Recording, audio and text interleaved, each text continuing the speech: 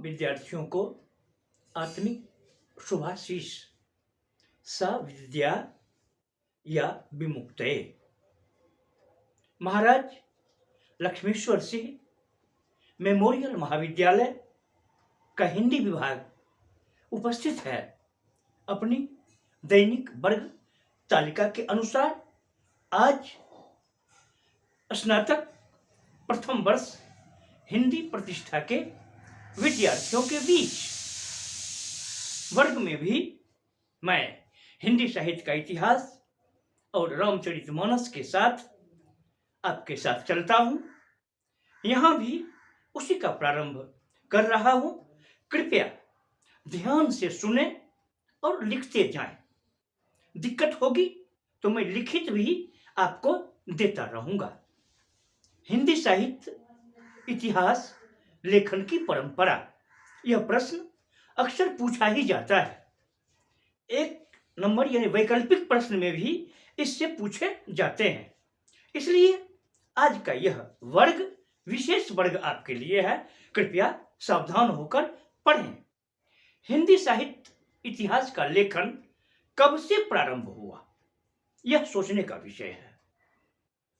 विद्वानों ने स्पष्ट किया है कि हिंदी साहित्य इतिहास का वास्तविक लेखन जब से शुरू हुआ उसके पूर्व करीब 35 ग्रंथों का प्रणयन हुआ, जिसमें 252 वैष्णवन की वार्ता, कालिदास, हजारा आदि ग्रंथ उल्लेखनीय हैं।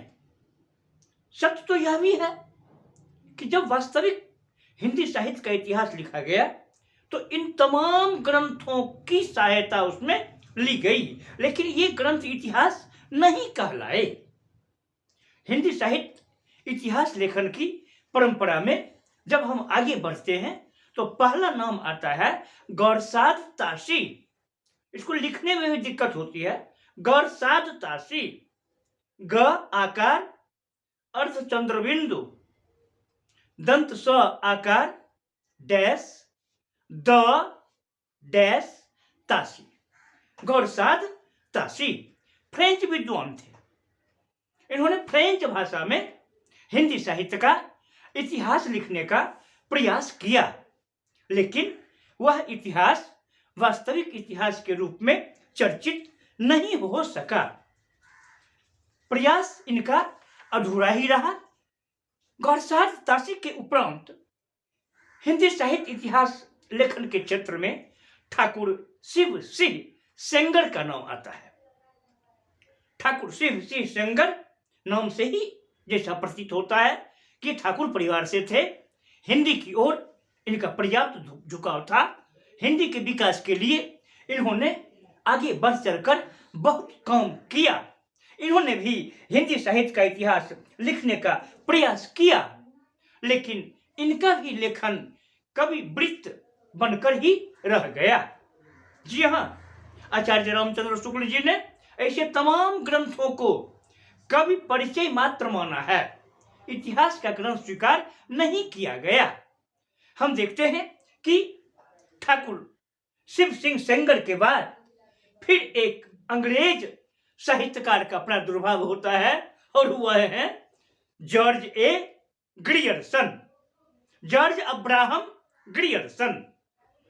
ग्रियर्सन जी ने इतिहास लिखने का प्रयास इतिहास की तरह से किया, इसमें कहीं कोई शक नहीं है। उन्होंने अपने इतिहास ग्रंथ को 17 भागों में बांटा भी नहीं, 12 भागों में बांटा भी। 12 अध्याय उन्होंने अपने हिंदी साहित्य के इतिहास का किया। लिखा हुआ अंग्रेजी भाषा में ही यह भी था। इसका भी लेखन हिंदी भाषा में नहीं हुआ है, अंग्रेजी में ही। गौरसाद ताशी ने फ्रेंच में ही लिखा। हिंदी में ठाकुर शिव सिंह सेंगर ने लिखने का प्रयास किया, लेकिन वह हिंदी साहित्य का इतिहास हो नहीं सका। जॉर्ज ए ग्रियर्सन साहब ने इस इतिहास का लेखन किया और बाजाबता काल निर्धारण भी किया।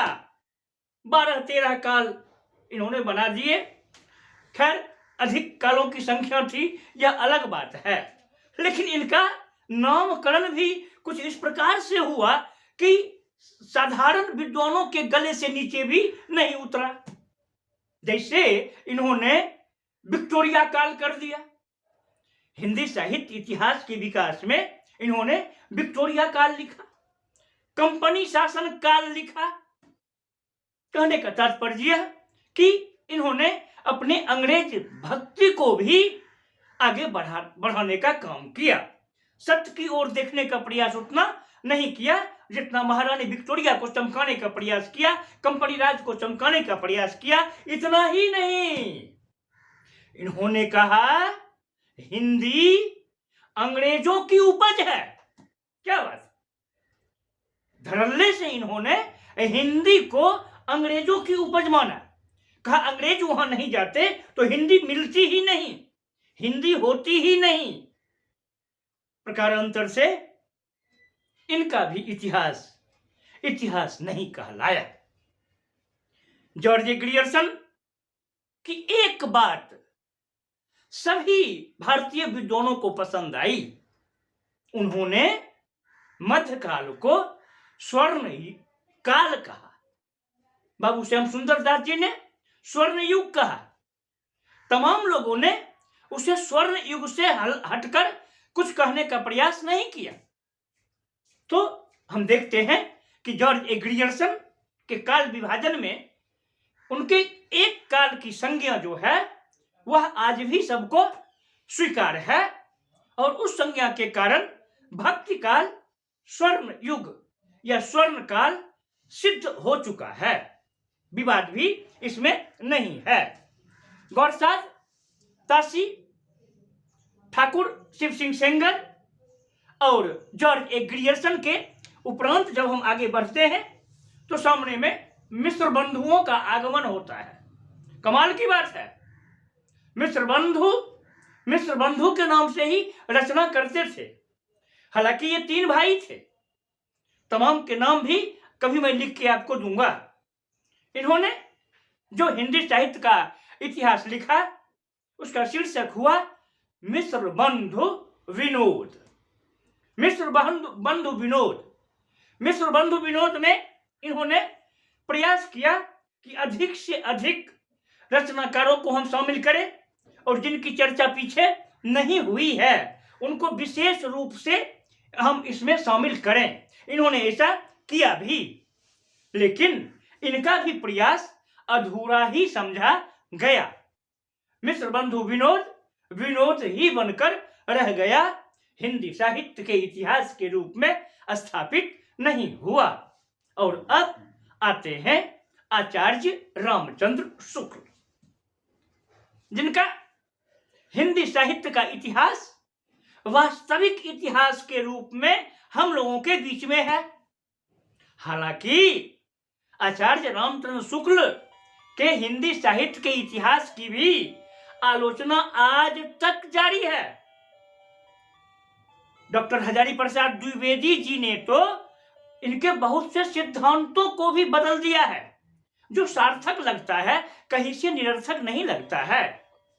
आचार्य शुक्ल जी ने स्वयं यह स्वीकार किया कि मेरे पास जितनी सामग्री मुझे मिली है उसी के आधार पर मैं हिंदी साहित्य के इतिहास का काल निर्धारण कर रहा हूं, और यही कारण है कि कुछ विवाद के तत्व भी उसमें समाहित हो गए। आचार्य रामचंद्र शुक्ल जी ने हिंदी साहित्य के इतिहास को आदिकाल, मध्यकाल, आधुनिक काल में विभक्त करते हुए आदिकाल को वीर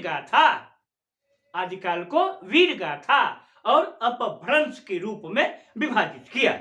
मूलतः आचार्य रामचंद्र शुक्ल जी ने वीर गाथा और अपभ्रंश काल के रूप में आदिकाल को स्वीकार किया, जबकि मध्यकाल को उन्होंने भक्ति काल के रूप में।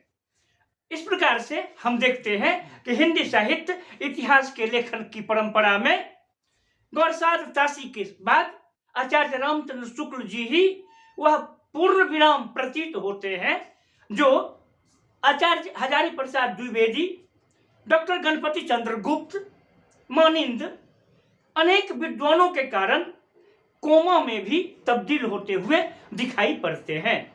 वस्तुतः हिंदी साहित्य इतिहास लेखन का सिलसिला आज भी जारी है, क्योंकि इतिहास लेखन कभी भी पूर्ण नहीं होता है, कुछ न कुछ चीज बच ही जाती है। मित्रों, आज का पाठ यही मैं समाप्त कर रहा हूं और अगले वर्ग में मैं आपको आदिकाल के कवियों से परिचित कराऊंगा।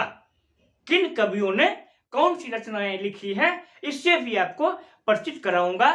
तत्पश्चात आदिकाल की प्रवृत्तियों की ओर आपको ले जाऊंगा। इसी के साथ आज का वर्ग यहीं पर स्थगित। सा विद्या या विमुक्तये।